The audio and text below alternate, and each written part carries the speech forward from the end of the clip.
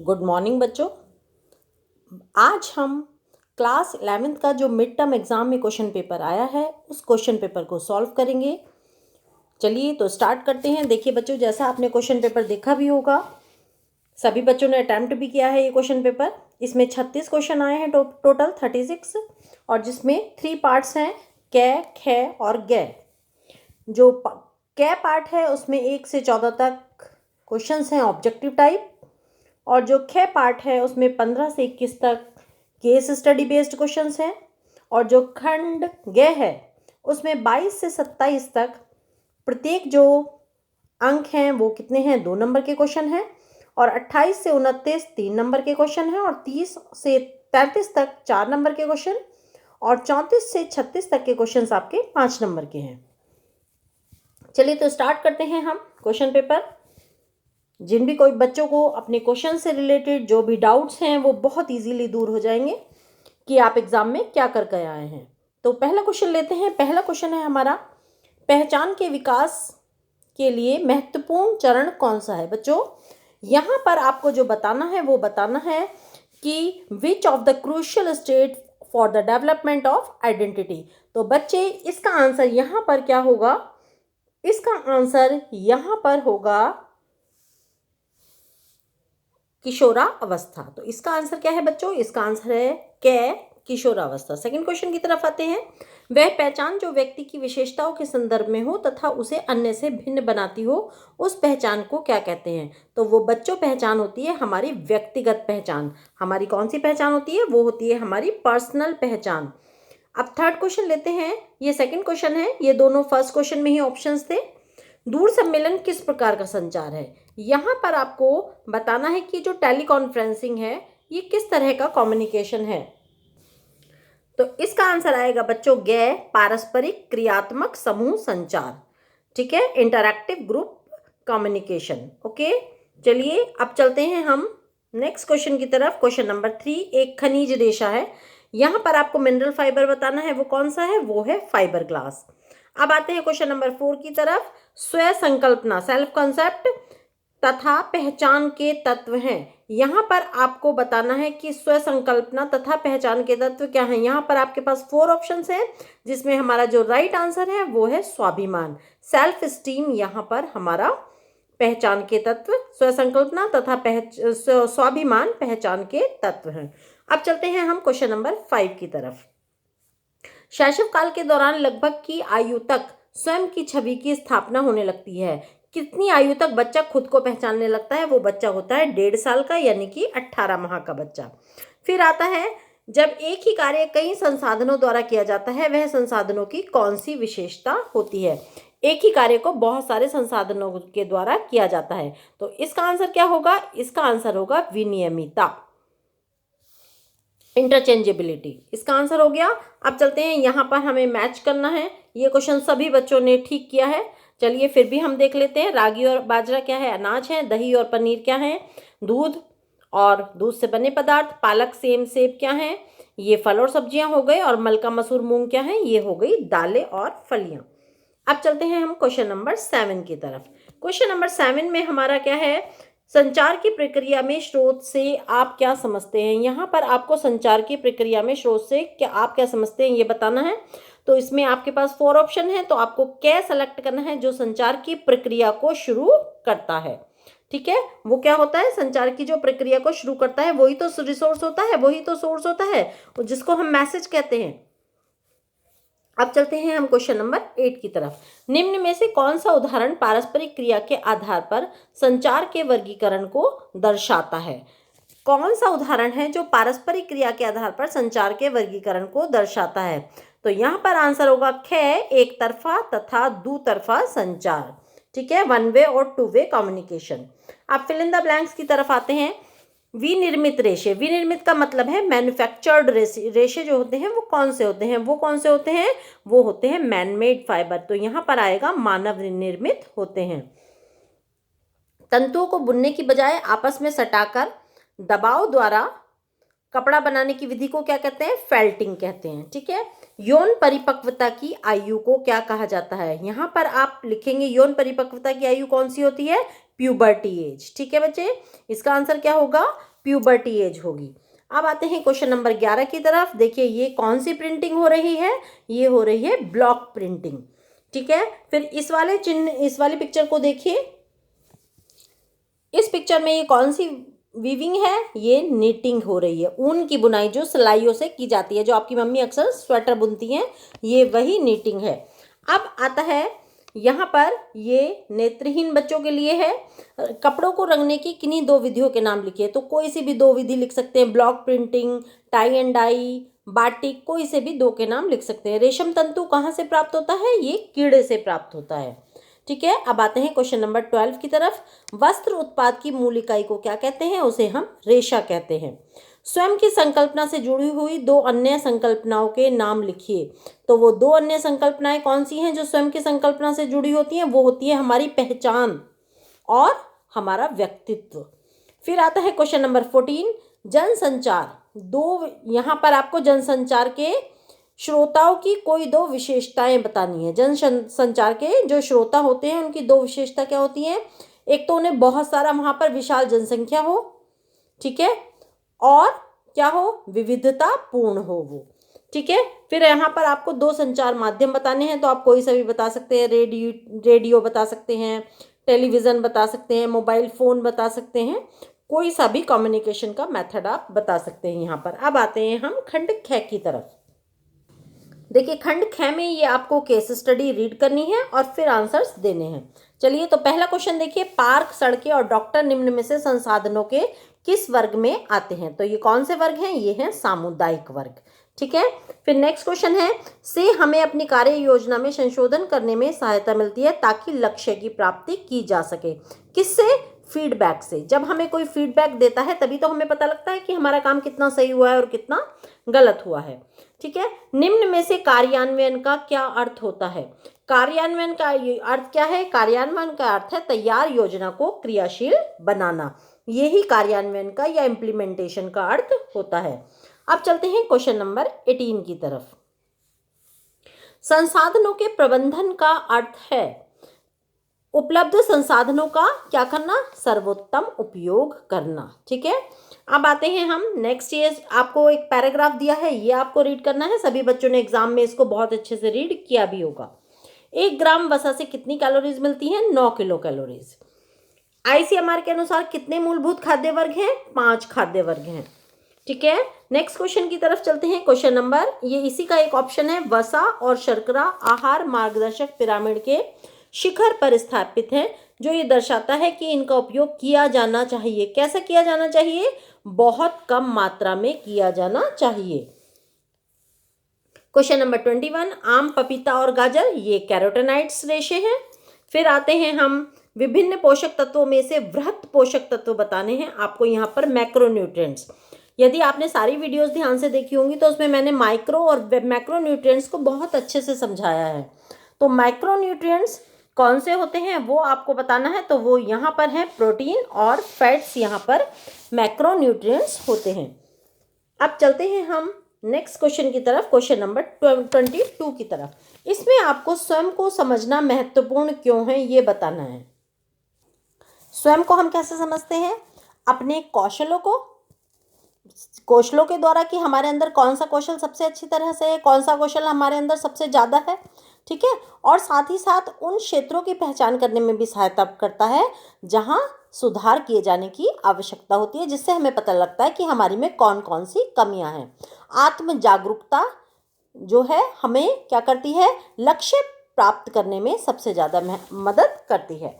अब आता है, एक किशोर के व्यक्तित्व को आकार देने में परिवार की क्या भूमिका है। यहाँ पर आपको फैमिली का रोल बताना है कि किसी भी किशोर के जीवन में एक फैमिली का क्या रोल होता है। आपको पता ही है कि फैमिली का सबसे ज़्यादा रोल होता है। यदि एक बच्चे को स्वस्थ वातावरण मिलेगा और उसको प्यार से उसके साथ पेश आया जाएगा, उसका पालन पोषण अच्छे वातावरण में होगा, तो वो अपने जो टारगेट्स हैं, अपने जो लक्ष्य हैं, उनको जल्दी से अचीव कर लेता है। लेकिन यदि उसकी आवश्यकताएं पूरी नहीं होती, उसको मारा जाता है, उसके साथ अच्छा व्यवहार नहीं किया जाता है, उसको डांटा बार बार जाता है, उसको, तो वह बच्चा जल्दी से आत्मनिर्भर नहीं बन पाता। उसको जो हर बात बात में अगर उसके साथ रोक टोक की जाती है तो वह बच्चा सेल्फ डिपेंडेंट नहीं हो पाता है। यहाँ पर आप क्वेश्चन नंबर 23 में देखिए, आशा 11वीं की कक्षा में गृह विज्ञान विषय चुनना चाहती है। उसे गृह विज्ञान की 2 शाखाएं, आहार एवं पोषण विज्ञान और मानव विकास, इन दोनों के व्यवसाय के बारे में बताना है। तो सबसे पहले आप हेडिंग डालेंगे आहार एवं पोषण विज्ञान और फिर डालेंगे मानव विकास। आहार एवं पोषण विज्ञान में केटरिंग, ठीक है, शेफ, ठीक है, और आप क्वालिटी कंट्रोल मैनेजर, कोई से भी लिख सकते हैं। और मानव विकास में आप लिख सकते हैं क्या, क्रैच में सुपरवाइजर, प्ले स्कूल खोल सकता है, काउंसलिंग कर सकता है। ठीक है बच्चे, अब आता है यहाँ पर क्वेश्चन नंबर 24, नेट्स और लेसेस में आपको अंतर बताना है। नेट्स क्या होती है, सभी बच्चों को पता भी होगा, ये जालीदार कपड़ा होता है और सूत के बीच में क्या होते हैं, यहाँ पर जो ज्योमेट्रिकल पैटर्न बने हुए होते हैं। ठीक है, और लेस क्या होती है, लेस क्या होता है, ये एक कपड़ा होता है जिसमें जो एक डिज़ाइनदार कपड़ा होता है जिसपे बहुत बारीक बारीक सा डिज़ाइन बना रहता है और यह कपड़े को डेकोरेट करने के काम में आता है। अब लेते हैं हम नेक्स्ट क्वेश्चन, प्राकृतिक रेशे किसे कहते हैं। यहाँ पर आपको नेचुरल फाइबर बताने हैं, कौन कौन से होते हैं जो रेशे के रूप में प्रकृति में पाए जाते हैं। ठीक है, उदाहरण दे दीजिए आप, प्रोटीन रेशे जैसे ऊन हो गया, रेशम हो गया, कॉटन हो गया, जूट हो गया। ठीक है, खनिज रेशे में आप एस्बेस्टस का उदाहरण इसमें दे सकते हैं। फिर आता है नेक्स्ट क्वेश्चन, क्वेश्चन नंबर 25। यहाँ पर आपको मौखिक और गैर शाब्दिक, ठीक है, वर्बल और नॉन वर्बल, ये कम्युनिकेशन एक्सप्लेन करना है। वर्बल क्या होता है, जब 2 लोग आपस में बात करते हैं तो उनके बीच में कौन सा कम्युनिकेशन होता है, वर्बल कम्युनिकेशन होता है। और नॉन वर्बल कौन सा होता है, जब उन दोनों व्यक्तियों के बीच में इशारे से बात की जाती है तो वह नॉन वर्बल कम्युनिकेशन होता है। अब चलते हैं हम क्वेश्चन नंबर 26 की तरफ। क्वेश्चन नंबर 26 में पूछा है, उपयुक्त संचार माध्यमों की सहायता से शिक्षण और मनोरंजन प्रदान किया जा सकता है, इस कथन की पुष्टि कीजिए। तो इस क्वेश्चन को आपको कैसे लिखना है, इसमें एक तो आपको शिक्षण और मनोरंजन पूछा है, शिक्षण और प्रशिक्षण पूछा है और एक मनोरंजन पूछा है। तो आप एक हेडिंग डालेंगे शिक्षण और प्रशिक्षण और एक हेडिंग डालेंगे मनोरंजन और इन दोनों को एक्सप्लेन कर देंगे। ठीक है, इन दोनों को आप अच्छे से एक्सप्लेन करेंगे कि शिक्षण और मनोरंजन कैसे हो सकता है और शिक्षण कैसे हो सकता है और मनोरंजन कैसे हो सकता है। ठीक है, संचार माध्यमों की सहायता से। नेक्स्ट क्वेश्चन आता है, इंटरनेट के 2 पॉजिटिव और नेगेटिव प्रभाव के बारे में लिखना। पॉजिटिव प्रभाव क्या हो गया, जानकारी आसानी से मिल जाती है, हमें कोई भी, हमारे टाइम की बहुत ज़्यादा बचत हो जाती है और हर विषय को हम एकदम से जान लेते हैं। और नेगेटिव क्या है, हमारा समय बहुत ज़्यादा वेस्ट होता है। ठीक है, और हम कभी कभी ना चाहते हुए भी वो चीज़ें देख लेते हैं जो हमारे मतलब की नहीं होती या जो हमें नहीं देखनी चाहिए। नेक्स्ट क्वेश्चन आता है 28 क्वेश्चन, मित्र समूह किशोरों पर सकारात्मक और नकारात्मक दोनों को ही प्रकार का दबाव डाल सकते हैं। इसको आपको एक्सप्लेन करना है कि पॉजिटिव और नेगेटिव दोनों तरह का इफेक्ट फ्रेंड्स का पड़ सकता है। जैसे दोस्त होते हैं वैसा ही इफेक्ट पड़ता है। जैसे यदि किसी बच्चे के अच्छे दोस्त बने हुए हैं, वो पढ़ाई करते हैं या अच्छी अच्छी बातें हैं उसके अंदर सारे, तो वह वही गुण सीखता है। लेकिन यदि किसी का फ्रेंड कोई धूम्रपान करता है, अल्कोहल पीता है या फिर कोई भी ऐसा काम करता है जो उसके जीवन पर नकारात्मक प्रभाव डालता है, तो उसका इफेक्ट भी उसके ऊपर आता है। तो फ्रेंड्स का इफेक्ट किशोरों पर सबसे ज़्यादा आता है क्योंकि ये बहुत ही संवेदनशील एज होती है। नेक्स्ट आता है, ऊन के 3 गुणधर्म बताइए। ऊन से बनने वाली 3 वस्तुओं के नाम आपको लिखने हैं। देखिए यहाँ पर आप बताएंगे ऊन कैसा तंतु है, प्राकृतिक प्रोटीन तंतु है, इसके रेशे अधिक लंबे नहीं होते हैं और इसकी एक गुणधर्म ये है कि बहुत ज़्यादा देर यदि इसको पानी में भिगोया जाए तो ये कमज़ोर पड़ जाता है।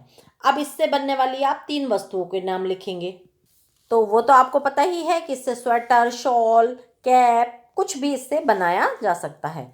अब आते हैं हम नेक्स्ट क्वेश्चन की तरफ। यहाँ पर आपको कॉटन के गुणधर्म बताने हैं, या तो ये क्वेश्चन करना है या ये क्वेश्चन करना है। कुछ बच्चे क्या करते हैं, दोनों क्वेश्चन अटेम्प्ट कर देते हैं, तो ये गलती कभी भी ना करें एग्जाम में। यदि और करके क्वेश्चन पूछा गया है तो दोनों में से एक ही करें, क्योंकि यदि आप दोनों क्वेश्चन कर देंगे तो दोनों पर नंबर नहीं मिलेंगे, इससे केवल आपका टाइम वेस्ट होगा। तो यहाँ पर कॉटन के बताएंगे कि ये सेल्यूलोजिक रेशा होता है, स्टेपल फाइबर है, ये छोटा रेशा होता है और इसकी लंबाई बहुत कम होती है और इसमें नमी सोखने की क्षमता होती है और ये ताप सहन कर सकता है। ये चमकहीन तंतु होता है। और फिर इसके और क्या बताएंगे, इससे बनने वाले कोई भी 3 कपड़े आप बता देंगे, जैसे चादर, तकिए, बनियान। ठीक है बच्चे, अब आते हैं हम क्वेश्चन नंबर 30 की तरफ। यहाँ पर आपको किशोरावस्था में लड़के और लड़कियों में होने वाले शारीरिक और संज्ञानात्मक परिवर्तनों की सूची बनानी है। तो यहाँ पर इस क्वेश्चन को आपको कैसे करना था, ये क्वेश्चन पहले आप शारीरिक परिवर्तन लिखेंगे, ठीक है, और फिर आप संज्ञानात्मक परिवर्तन लिखेंगे लड़के और लड़कियों दोनों के। ठीक है, जैसे लड़कियों में क्या होने लगता है, उनकी लड़कों की आवाज़ भारी होने लगती है, उनकी दाढ़ी मूंछ आने लगती है। ठीक है, और संज्ञानात्मक परिवर्तन में आप क्या लिखेंगे, वो सोच विचार के सुव्यवस्थित सोच विचार हो जाती है उनके अंदर तर्क वितर्क करने की क्षमता आ जाती है, वो अपना आत्ममूल्यांकन कर सकते हैं और वो हाइपोथेसिस या फिर परिकल्पनाएं भी बनाने लगते हैं। अब चलते हैं हम नेक्स्ट क्वेश्चन की तरफ, क्वेश्चन नंबर 31 की तरफ। क्वेश्चन नंबर 31 है हमारा, समय एवं ऊर्जा किसी कार्य को करने के लिए बहुत आवश्यक संसाधन है, इन दोनों महत्वपूर्ण संसाधनों का वर्णन करें। यहाँ पर आपको इम्पोर्टेंस ऑफ टाइम और इम्पोर्टेंस ऑफ एनर्जी दोनों को ही बताना है कि ये दोनों बहुत ही आवश्यक संसाधन है और इनका प्रयोग कैसे करना चाहिए। तो आप इसको हेडिंग डाल के पहले टाइम के बारे में लिखेंगे और फिर ऊर्जा के बारे में लिखेंगे।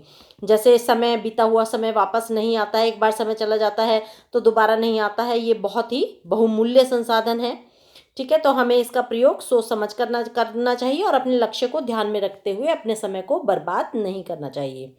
फिर आता है ऊर्जा। ऊर्जा में आप इसी तरह से ऊर्जा के बारे में भी लिखेंगे। ठीक है, ऊर्जा का स्तर प्रत्येक व्यक्ति में उसके शारीरिक स्वास्थ्य, मानसिक स्वास्थ्य और उसके व्यक्तित्व और उसकी पारिवारिक पृष्ठभूमि और उसके रहन सहन के स्तर के अनुसार अलग अलग होता है। हमें इस तरह से काम करना चाहिए कि हमारी ऊर्जा व्यर्थ ना जाए और हमारे सभी काम कम ऊर्जा में ही पूरे हो जाएं। नेक्स्ट क्वेश्चन आता है, चॉइस में दिया है ये क्वेश्चन कि मानवीय संसाधन जो हैं ज्ञान और रुचि, इनके बारे में आप क्या समझते हैं। तो इसमें भी आप 2 हेडिंग डालेंगे, एक ज्ञान का और एक रुचि का, और दोनों को डिफाइन करेंगे कि इन दोनों का आपकी लाइफ में क्या रोल है। जो आपके ज्ञान है और रुचि है दोनों मानवीय संसाधन है। जैसे ज्ञान के बारे में आप क्या लिखेंगे, इस संसाधन का उपयोग व्यक्ति जीवन भर करता है और किसी भी काम को करने के लिए उसकी पहली आवश्यकता क्या होती है, पहली आवश्यकता होती है ज्ञान। यदि हमें ज्ञान नहीं होगा तो हम कोई भी काम नहीं कर सकते हैं। ठीक है, फिर रुचि, हर काम में हमारा इंटरेस्ट होना आवश्यक है। यदि हमारा इंटरेस्ट ही नहीं होगा तो हम उस काम को नहीं करेंगे, और यदि इंटरेस्ट होगा तो हम उसमें बहुत जल्दी से सफलता भी हासिल कर लेंगे। नेक्स्ट क्वेश्चन लेते हैं 32 क्वेश्चन, सीमा का मोटापा उसकी प्रमुख समस्या है। इसे कम करने के लिए उसने डाइटिंग का सहारा लिया है। डाइटिंग के 2 हानिकारक परिणाम आपको बताने हैं। ठीक है, और मोटापा कम करने के लिए 2 उपाय भी बताने हैं। तो डाइटिंग के 2 हानिकारक परिणाम क्या होंगे, डाइटिंग करेगी तो डायबिटीज़ हो जाएगी, हाई ब्लड प्रेशर हो जाएगा, हाई कोलेस्ट्रोल हो जाएगा। ठीक है, और वो उसको डिप्रेशन भी हो सकता है।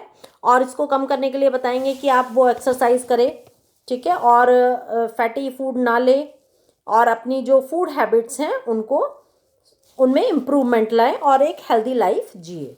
ठीक है, अब लेते हैं क्वेश्चन नंबर 33, संचार माध्यम या मीडिया से आप क्या समझते हैं। ठीक है, संचार माध्यम के बारे में बताना है और इन्हें कौन सी 2 श्रेणियों में बांटा जा सकता है। इस क्वेश्चन को सभी बच्चों ने गलत किया है। संचार के माध्यम ऐसे साधन हैं जिनके द्वारा हम जानकारी का आदान प्रदान कर सकते हैं। जैसे पेंडेमिक टाइम चल रहा है, कोरोना का टाइम चल रहा है, तो इस समय में हमने जब लॉकडाउन हो गया तो बहुत सारे संचार के माध्यमों का ही यूज़ किया, जैसे व्हाट्सएप के द्वारा या फिर यूट्यूब के द्वारा अपने मैसेजेस इधर से उधर भेजने में। ठीक है, तो यहाँ पर संचार माध्यमों को मुख्य रूप से आप 2 श्रेणी में बताएंगे, एक तो पारंपरिक संचार माध्यम और एक आधुनिक। पारंपरिक संचार माध्यम कौन सा है, पारंपरिक यानी कि पुराना जो पहले चला करता था, जैसे लोक नृत्य हो गया या फिर लोक रंगमंच हो गया, पोस्टर हो गया, कठपुतली हो गया। और आजकल के ज़माने में आधुनिक संचार माध्यम क्या है, कंप्यूटर, इंटरनेट, रेडियो। ठीक है बच्चे, अब चलते हैं हम क्वेश्चन नंबर 34 की तरफ। प्राकृतिक संसाधन और सामुदायिक संसाधन में अंतर यहाँ पर आपको बताना है। प्राकृतिक संसाधन कौन से होते हैं, जो हमें प्रकृति ने दिए हैं, जैसे पहाड़, जल, वायु। और सामुदायिक संसाधन कौन से होते हैं, ये संसाधन किसी व्यक्ति को समूह के सदस्य के रूप में उपलब्ध होते हैं, जैसे आपका स्कूल, ठीक है, हॉस्पिटल, पार्क, सड़कें, जो पूरे समुदाय के लिए होते हैं, जो किसी एक पर्टिकुलर व्यक्ति के लिए नहीं होते, उसे हम सामुदायिक संसाधन कहते हैं। इसके बाद अपनी रसोई घर में ईंधन का दुरुपयोग रोकने के लिए आपको 6 उपाय बताने हैं। 6 उपाय बता देंगे आप। कम पानी में भोजन बनाएं, भोजन को ढककर बनाएं, ठीक है, गैस को हमेशा साफ करते रहें, गैस को तभी जलाएं जब उसका यूज़ हो, खाना बनाने के बाद गैस को तुरंत बंद कर दें, प्रेशर कुकर का प्रयोग करें। ये आप इसके संसाधन, ये इसके आप दुरुपयोग रोकने के उपाय बता देंगे। अब लेते हैं क्वेश्चन नंबर 35। आपकी सखी अनीता बहुत खाना खाती है और फिर उल्टी भी कर देती है, आपके विचार में उसे क्या समस्या है? इस क्वेश्चन को करने में बहुत सारे बच्चों को प्रॉब्लम आई है। ये मैंने आपको समझाया भी था कि जब कोई बच्चा या कोई किशोर या किशोरी बहुत ज़्यादा खाना खाता है और फिर उसको वॉमिटिंग करके बाहर निकाल देता है, उसे हम बुलीमिया कहते हैं। उस बीमारी को क्या कहते हैं? बुलीमिया। ये याद रखेंगे आप। अभी आपको एनुअल एग्जाम भी देने हैं, ठीक है, तो उस समस्या को क्या कहते हैं? उस समस्या को बुलीमिया कहते हैं। और इस समस्या से होने वाले परिणामों की चर्चा करें और इससे निकलने के 3 सुझाव भी बताएं। अब इसके परिणाम क्या होंगे? इससे गुर्दे खराब हो जाएंगे, हार्ट जो हृदय की गति है वो कैसी हो जाएगी? असामान्य हो जाएगी, दांत खराब हो जाएंगे, ऐंठन हो जाएगी। और सुझाव क्या देंगे? स्वयं का आदर करें, अपने आप को इम्पोर्टेंस दें, बैलेंस्ड फूड खाएं। और कैसा फूड खाएं? रेशे वाला भोजन खाएं। और इसमें क्या हो, इसमें हमेशा ध्यान रखें कि यदि हम गलत जीवन शैली को अपने जीवन में प्रयोग करेंगे तो उसके दुष्परिणाम हमारे लिए अत्यंत गंभीर होंगे। अब इसी में अथवा करके एक क्वेश्चन दिया है कि रीना एक 15 वर्षीय बालिका है, उसकी खान पान संबंधी आदतें ठीक नहीं है। उसे 5 ऐसे उपाय बताएं जिससे वह अपनी भोजन संबंधी व्यवहार में परिवर्तन कर सकती है। ठीक है, तो यहाँ पर आप उसको उपाय क्या बताएंगे? खान पान संबंधी आदतों में सुधार करने के उपाय कि वो आलस्यपूर्ण जीवन शैली को छोड़ दे। ठीक है, आलस्यपूर्ण जीवन शैली ना यूज करे, खान पान संबंधी हमेशा स्वस्थ आदतें डालें और खाना खाने के बाद पानी पिए और अपने जीवन में पूरे दिन में एक दिन में 6 से 8 ग्लास पानी का प्रयोग जरूर करें। अपनी लाइफ में एक्सरसाइज को स्थान दें, डेली रेगुलरली एक्सरसाइज करें और स्नैक्स इनका उपयोग सप्ताह में केवल 1 बार ही करें। ठीक है, इससे में और इसके अलावा क्या करें? हमेशा हेल्दी लाइफ जिए। अब लेते हैं हम क्वेश्चन नंबर 36। ये आपके क्वेश्चन पेपर का लास्ट क्वेश्चन है। यहाँ पर आपको परिष्करण या फिनिशिंग बतानी थी। टेक्सटाइल फिनिशेस क्या होती है और कार्यों के आधार पर इनके 3 महत्वपूर्ण परिष्करणों की सूची भी बनानी थी। सबसे पहले फिनिशेस लिखनी थी। ये क्वेश्चंस बहुत सारे बच्चों ने गलत किया है। फिनिशेस क्या है? ये वो विधि है जिसमें कपड़ों का रंग, रूप, उसकी बनावट और उसके उपयोग के लिए उसका प्रयोग बदला जा सकता है। परिष्करण क्या है? परिष्करण में कपड़े के ऊपर परिसज्जा। जब वस्त्र करघे पे से उतर के आता है तो देखने में बहुत ज़्यादा भद्दा होता है, तो उस कपड़े की गांठें काटना, उसको धोना, उस पर मांड लगाना, नील लगाना, प्रेस करना, ठीक है, सेंफोराइजिंग करना, ये सब फिनिशिंग होती हैं। यहाँ पर फिर आपको बताना है कि कार्यों के आधार पर 3 महत्वपूर्ण परिष्करणों की सूची बतानी है। तो सबसे पहले रूप रंग में परिवर्तन, ठीक है, सफाई करना, सीधा करना और चिकना करना। बुनावट में परिवर्तन करना, कैसे होगा बुनावट में परिवर्तन? स्टार्च लगाकर और उस पर कैलेंडरिंग करके। ठीक है, प्रयोग में परिवर्तन, धोना और पहनना, प्रेस करना, ठीक है, और उसके ऊपर अग्निरोधक कोई प्रयोग करना जिससे वो फायर प्रूफ बन जाए या फिर वाटर प्रूफ बन जाए। ठीक है, और रंगों से परिष्करण, जो भी पदार्थ है वो क्या करता है, वो भी कपड़े के ऊपर किया जाता है, जिसे क्या कहते हैं? जिसको डाई कहते हैं। जैसे आप उसके ऊपर ब्लॉक प्रिंटिंग कर सकते हैं, टाई एंड डाई कर सकते हैं, कोई सी भी डाई कर सकते हैं जिससे कपड़े का रूप रंग बदल दिया जाए। फिर उसके बाद प्रिंटिंग के बाद प्रिंटिंग की जा सकती है, छपाई जिसको कहते हैं। ठीक है, तो इस तरह से यहाँ पर आपको परिष्करण की सूची बनानी थी। आई होप आपको क्वेश्चन पेपर समझ में आ गया है। सभी बच्चे इस क्वेश्चन पेपर को अपनी कॉपी में जरूर नोट डाउन करेंगे, जिससे क्या होगा, जब एनुअल एग्जाम आएंगे तो आपको प्रिपरेशन करने में ईजी रहेगा कि किस तरह के क्वेश्चंस एग्जाम में पूछे जाते हैं। ठीक है बच्चों, तो नेक्स्ट वीडियो में फिर मिलेंगे आपसे। तब तक के लिए बाय बाय।